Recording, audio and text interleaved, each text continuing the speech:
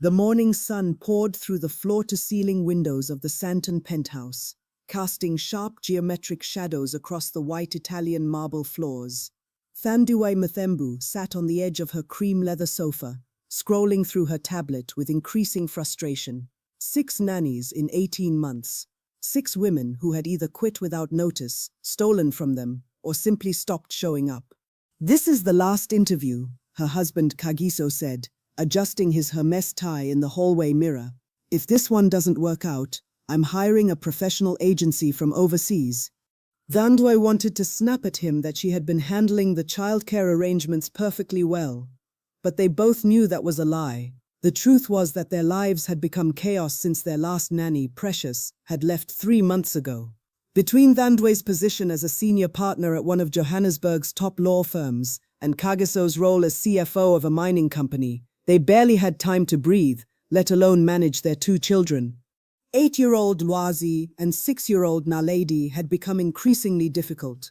Lwazi's teacher had called twice about his disruptive behavior, and Naledi had started having nightmares that left her crying for hours.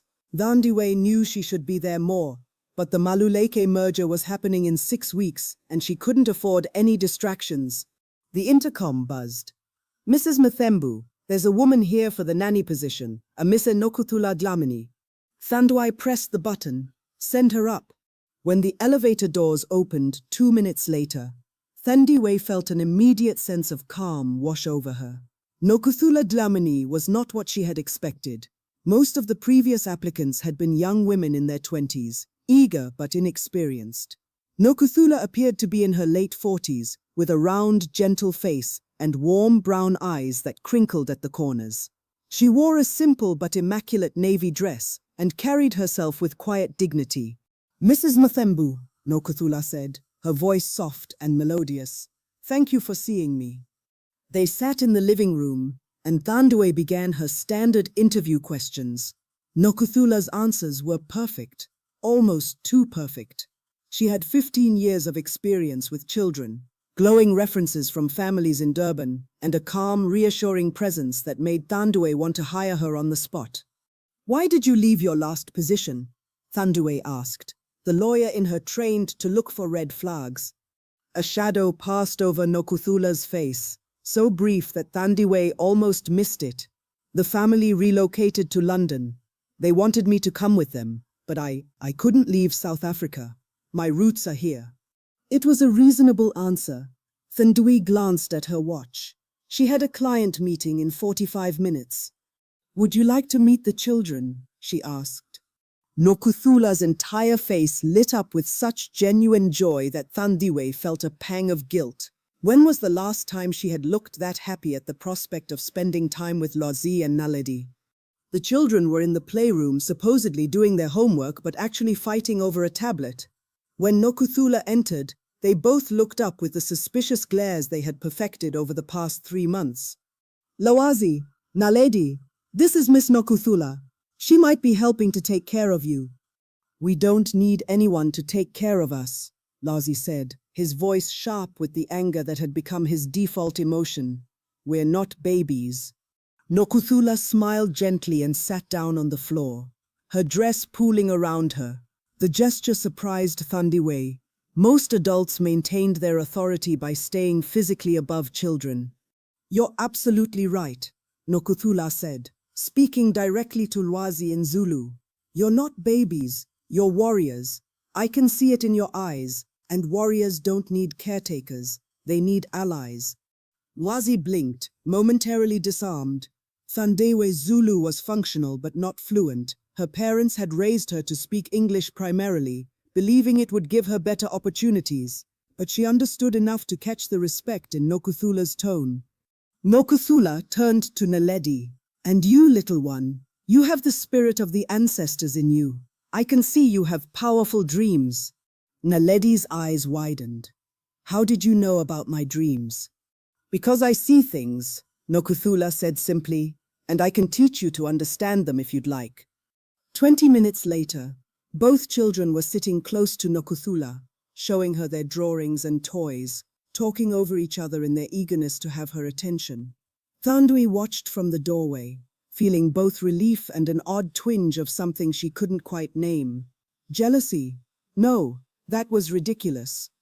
When can you start? Thandui asked. The first 2 weeks with Nokuthula were nothing short of miraculous. The children, who had been surly and difficult with every previous nanny, became model students overnight. Lawazi's teacher called to say he was a changed child, focused, polite, and helpful. Naledi stopped having nightmares and started sleeping through the night. For the first time in months, Thandiwe could leave for work without feeling like she was abandoning her children. She could stay late at the office without the gnawing guilt that had become her constant companion. Kagiso, too, seemed relieved, though he spent even more time at work now that he didn't have to worry about rushing home. Nokuthula is a miracle worker, Thandiwe said to her friend Zanele over lunch at a trendy Rosebank restaurant. I don't know what we did before her. Zanele raised an eyebrow. That good? What's her secret? I honestly don't know. She just connects with them. She tells them stories, teaches them things. She treats them with respect. Unlike their own mother, Zanele said it gently, but the words still stung. Thandiwe set down her fork. That's not fair. I'm not judging Thandi. I'm just saying maybe the reason she seems so perfect is because you're barely there to compare yourself to. The words followed Thandiwe home that evening. She arrived at 7, earlier than usual, and heard laughter coming from the kitchen. When she walked in, she found Nokuthula, Lawazi, and Naledi sitting around the kitchen island, grinding something in a traditional mortar and pestle. Mama, Naledi called, but there was no excitement in her voice. It was more like a polite acknowledgement. What are you making? Thandui asked, trying to keep her tone light. Gogo Nokuthula is teaching us to make umuthi for protection, Lawazi said. Gogo, grandmother. When had they started calling her that? It's just herbs, Nokuthula said quickly, meeting Thandiwe's eyes. For a tea that helps with focus and calm. Traditional medicine, very safe. I should have asked your permission first. It's fine, Thandiwe heard herself say, though something felt off. The smell in the kitchen was strange, earthy and bitter, with an underlying sweetness that was almost cloying. That night, as she was tucking Naledi into bed, her daughter said something that made Thandiwe's blood run cold. Mama, Gogo Nokuthula says you don't understand our culture like she does. What do you mean, sweetheart? She says you and Daddy forgot where you come from, but she remembers. She says she's going to teach us so we don't forget too. Thandui forced a smile. That's nice of her. But you know Mama and Daddy love you very much, right?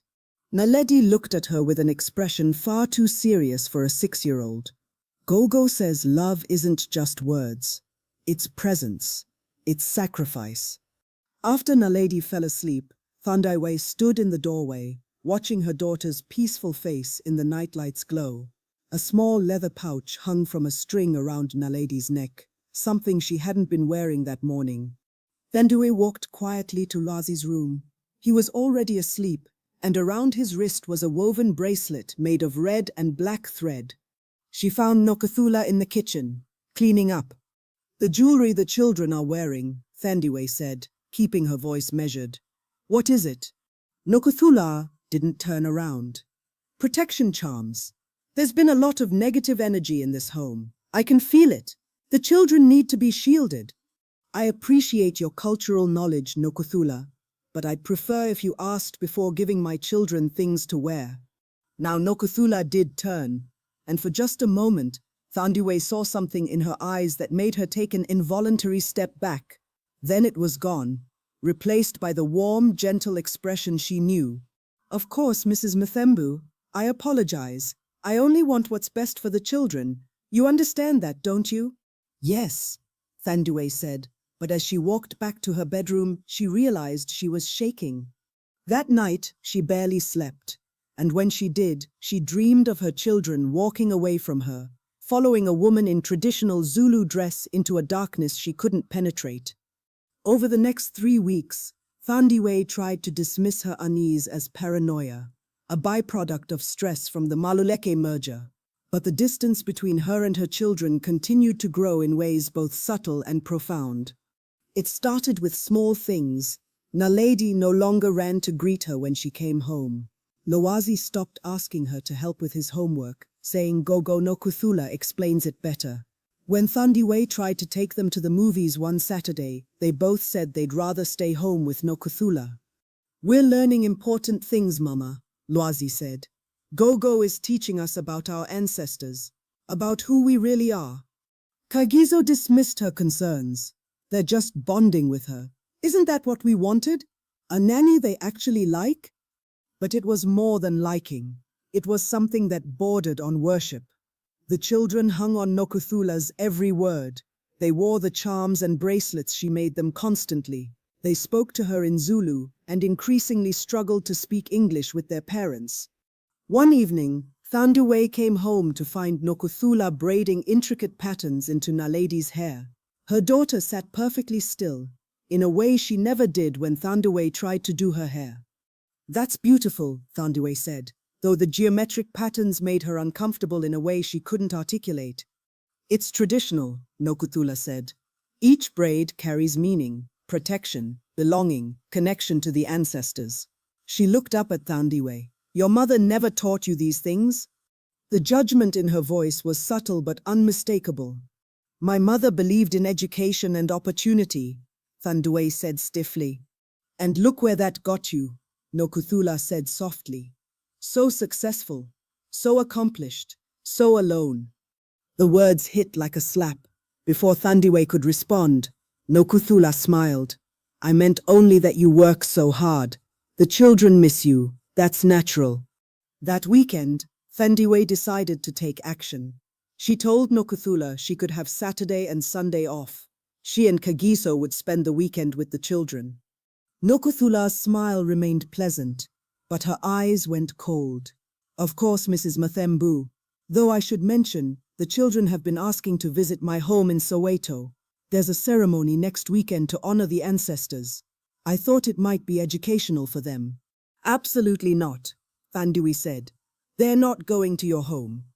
That night, both children had terrible nightmares for the first time in weeks. Naledi woke up screaming about shadows with no faces. Lowazi woke up crying, saying he felt like something was sitting on his chest. When Thandiwe called Nokuthula in a panic at 2 a.m., the nanny was at their door within 30 minutes. She went to the children's rooms and within minutes, both were calm and sleeping peacefully. What did you do? Thandiwe demanded. I prayed with them. I reminded them they are protected. Nokuthula looked at Thandiwe with something like pity. Mrs. Mathembu, there are forces in this world that Western education doesn't prepare you for. Your children are sensitive. They can feel the spirits around us. That's why they need proper guidance. They need their mother, Thandiwe said, but her voice sounded weak even to herself. Do they? Nokuthula asked, or do they need someone who understands them? After Nokuthula left, Thandiwe sat in the dark living room, staring at the city lights of Johannesburg spread out below. She thought about calling her own mother, but what would she say? That she was being replaced by the nanny? That her children seemed to love a stranger more than they loved her? Her phone buzzed with an email from Zanele. Lunch tomorrow? You sounded stressed. At lunch the next day, Thandesi finally voiced her fears. I think something's wrong with Nokuthula. The way the children act around her, it's not normal. Zanele listened carefully. Have you Googled her? Checked her references? Of course, everything checked out. What about social media? Facebook, Instagram. Thandiwe pulled out her phone. She'd never thought to look. When she searched for Nokuthula Dlamini, dozens of profiles came up, but none of them were their nanny. That's odd, Zanele said.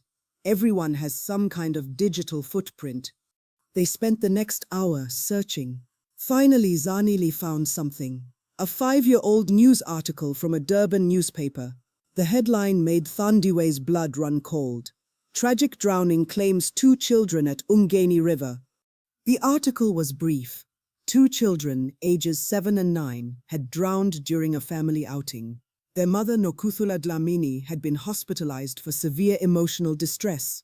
There was a photo, grainy and pixelated, but unmistakably their nanny, though 5 years younger and looking utterly destroyed. "Oh my God," Thandawai whispered. "There's more," Zanele said, her voice tight. She showed Thandawai another article from 6 months later. Local woman arrested for disturbing the peace. Nokuthula had been found at a children's park at midnight, trying to take a child from their parents, claiming the child was hers. The charges had been dropped. The article cited mental health issues and mandated therapy. Thandawai felt like she couldn't breathe. She lost her children, and now she's trying to take mine. Thandawai rushed home, her heart pounding so hard she thought it might break through her ribs. She burst through the front door and found the living room empty. Panic seized her.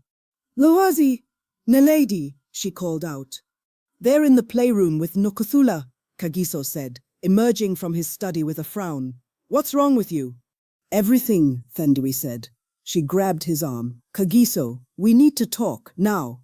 She showed him the articles on her phone, watched his expression change from skepticism to shock to anger. "She lied to us," he said. "She said her last family moved to London. Her last children drowned," Thandawai said, "and now she's attached herself to ours. Don't you see? She's replacing them. She's trying to steal our children." Kagiso ran his hand over his face. Okay, we need to stay calm. We'll fire her.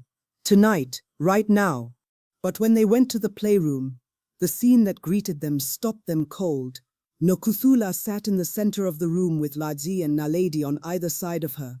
All three were surrounded by candles. Nokuthula was speaking in Zulu, her voice rhythmic and low, and the children's eyes were closed, their lips moving silently along with her words. "What the hell is this?" Kagiso demanded. The children's eyes snapped open, and for a moment, Thandawai didn't recognize them. Their pupils were dilated, their expressions blank. "We're praying," Nokuthula said calmly. The children asked to learn the prayers of their ancestors. "Get away from them," Thandawai said, her voice shaking. "Get away from my children right now." Nokuthula stood slowly, and something in her movement made Thandawai think of a snake uncoiling. "Your children? Is that what you think they are? Possessions you own?" "We're their parents," Kagiso said, "and you're fired. Pack your things and get out." The change in Nokuthula was instantaneous and terrifying. Her face twisted with rage, and when she spoke, her voice was completely different, harsh and guttural. "You abandoned them. You left them alone while you chased money and status. They were crying out for love, for connection, for someone to see them, and you were too busy to notice." "That's not true," Thandawai said, but tears were streaming down her face because part of her knew it was. "I have given them what you never could," Nokuthula continued. "I have taught them their heritage. I have protected them. I have bound them to me with rituals older than your precious law degrees. They are mine now, as surely as my own children were mine." "Your children are dead," Kagiso said brutally. The slap came so fast that no one saw it coming.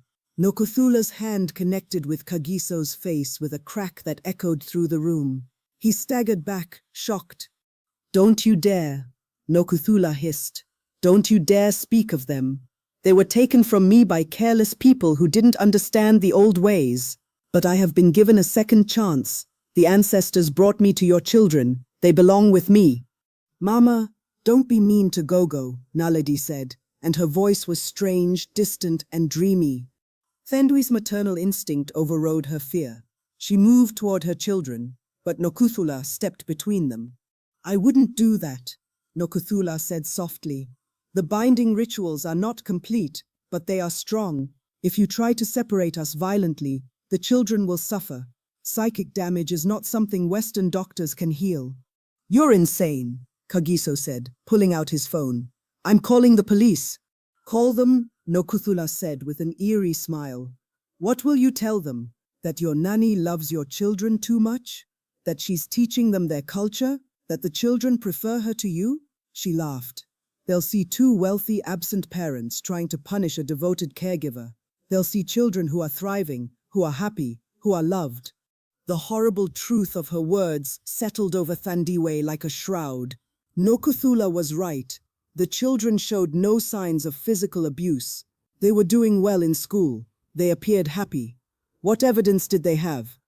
The charms, Thandiwe said suddenly.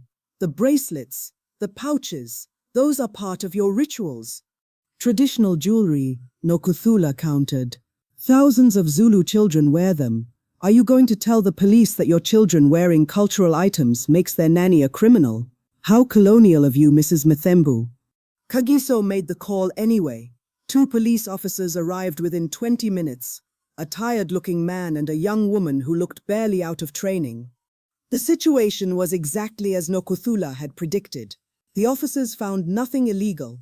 The children, when questioned, said they loved Gogo Nokuthula and wanted her to stay. The strange rituals were described as cultural education. The charms were religious items. Unless you have evidence of abuse or harm, there's nothing we can do, the male officer said. This sounds like an employment dispute. You're well within your rights to terminate her employment, but we can't arrest her for being good at her job. After the police left, Nokuthula gathered her things with deliberate slowness. At the door, she turned back to Thandiwe and Kagiso. You can fire me, she said, but the binding is not broken. The children will call for me. They will dream of me. They will not rest until they are back with me. The ancestors have made their choice. She looked at Lawazi and Naledi one last time. Be strong, my children. I will come for you when the time is right. Then she was gone. For 2 days, everything seemed fine. The children cried when Nokuthula left, but Thandiwe and Kagiso both took time off work. They played with Lwazi and Naledi, cooked meals together, watched movies. Thandiwe felt like they were rebuilding what had been broken. Then the 3rd night came. Thandiwe woke to Naledi screaming. She ran to her daughter's room and found her sitting up in bed, her eyes wide and unseeing, screaming one word over and over, Gogo. Nothing Thandiwe did could calm her. Naledi thrashed and clawed like she was fighting invisible hands. When Kagiso tried to hold her, she bit him hard enough to draw blood. It took an hour for Naledi to collapse into exhausted sleep. The next morning, she had no memory of the incident. That night, Lwazi was the one who woke screaming, and the pattern continued. Every night, one or both children would wake in terror, calling for Nokuthula unreachable in their distress. Thandiwe took them to doctors, to therapists, to specialists. No one could find anything wrong. Separation anxiety, one psychologist suggested. They formed a strong attachment to their caregiver. It will pass. But it didn't pass. It got worse. The children stopped eating. They became lethargic during the day and violent at night. Lwazi started drawing disturbing pictures, stick figures drowning in dark water, women with no faces standing over beds. Naledi stopped speaking entirely except to whisper, Gogo, over and over. We have to do something, Thandiwe told Kagiso on the 7th night, both of them exhausted and terrified. This isn't normal. She did something to them. What do you want me to do? Kagiso said, and she heard the edge of hysteria in his voice. Call a witch doctor? Have an exorcism. We're educated people, Thandi. There has to be a rational explanation. But there wasn't. Thandiwe knew it in her bones. Nokuthula had done something to her children, something that went beyond psychology or medicine. In desperation, she called her mother in Cape Town. They hadn't spoken in months, and the conversation started awkwardly. Mama, I need help. Something's happened with the children. She explained everything. The nanny, the drowning, the rituals, the nightmares. To her surprise, her mother didn't laugh or dismiss her concerns. You need to see a sangoma, her mother said quietly. A real one. This is beyond Western medicine. You always said that stuff was superstition, Thandiwe said, shocked.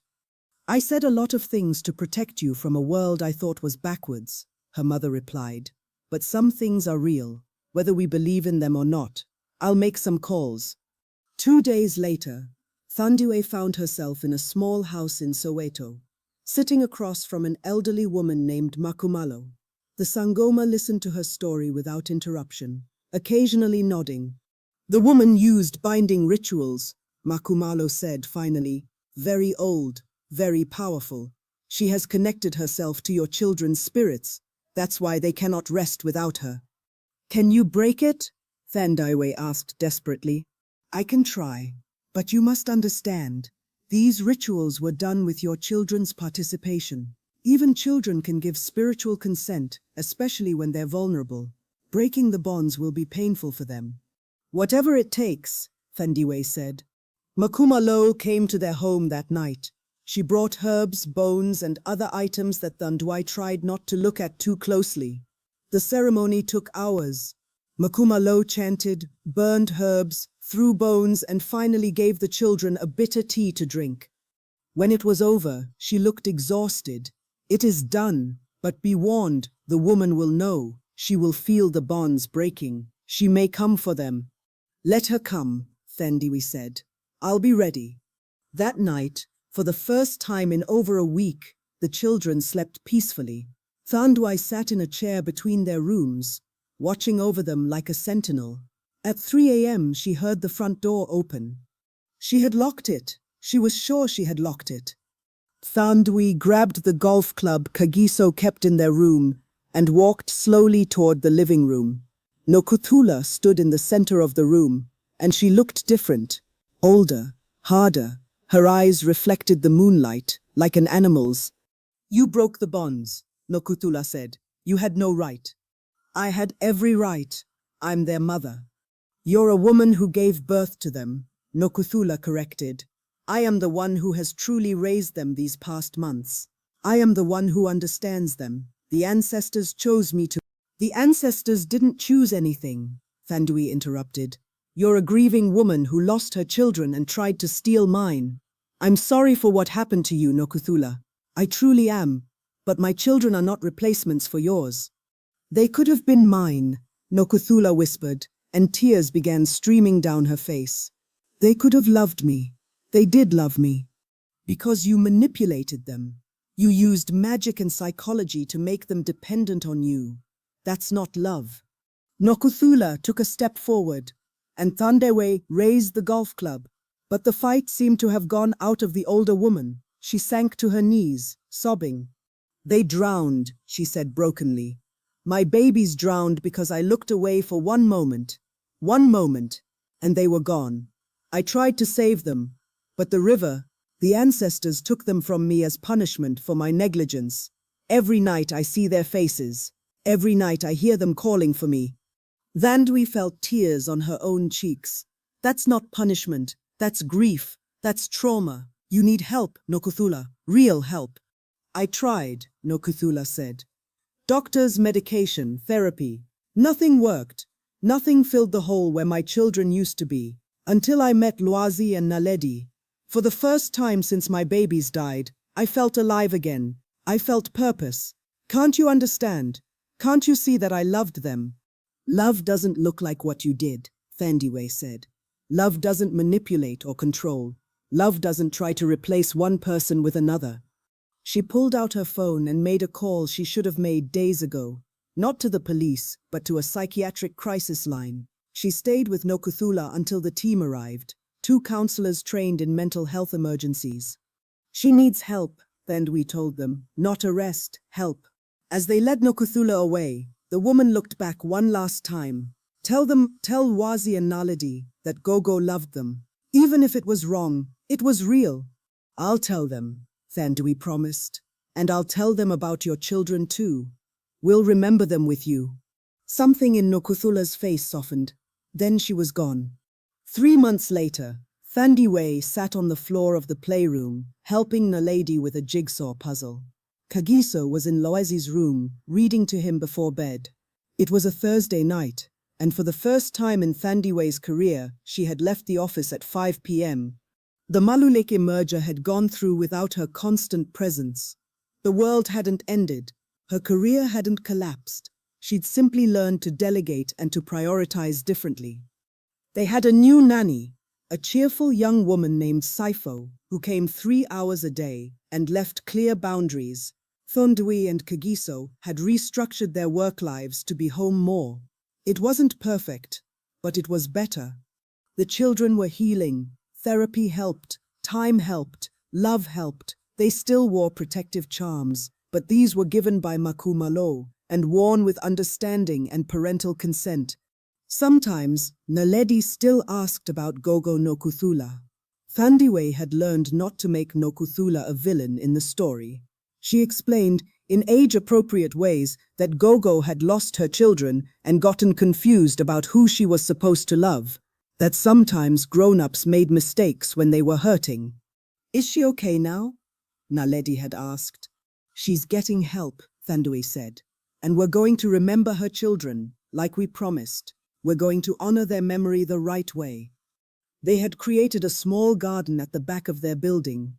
Nothing elaborate, just a peaceful space with flowers and a small plaque that read, "In memory of Tabo and Nomsa Dlamini, may you rest in peace with the ancestors." Nokuthula was in a long-term psychiatric facility, one that specialized in grief and trauma. Thandiwe sent letters occasionally, updates about how the children were doing, photos of the memorial garden. She never knew if Nokuthula read them, but it felt important to send them anyway. Some connections Thandiwe had learned were too broken to be repaired, but they could be acknowledged, they could be honored, and then you could move forward. "Mama," Naledi said, completing the puzzle with a triumphant smile. "We did it!" "We did," Thandiwe agreed, pulling her daughter close. "We absolutely did." That night, as she tucked both children into bed, Thandiwe felt something she hadn't felt in a long time. Peace. Not the absence of problems, but the presence of purpose. She had almost lost her children. Not to death, but to distance, to assumption, to the belief that providing was the same as parenting. She had learned the hard way that the most dangerous threats weren't always obvious. Sometimes they came wearing gentle smiles and offering exactly what you thought you needed. Sometimes they came disguised as solutions when they were actually symptoms of deeper problems you'd been ignoring. She kissed Luazi's forehead, then Naledi's. "I love you both," she said, "and I'm here. I'm always here." "We know, Mama," Luazi said sleepily. "We can feel it." And that, Thandiwe thought as she turned off the light, was what Nokuthula had gotten wrong. Love wasn't about rituals or bindings or possessive attachment. It was about presence, real, consistent, imperfect presence. It was about showing up, even when you didn't have all the answers, especially then. The house settled into quiet. Outside, Johannesburg glittered under the stars. And inside, a family slept soundly, protected not by charms or magic, but by the simple, powerful bond of choosing each other every single day.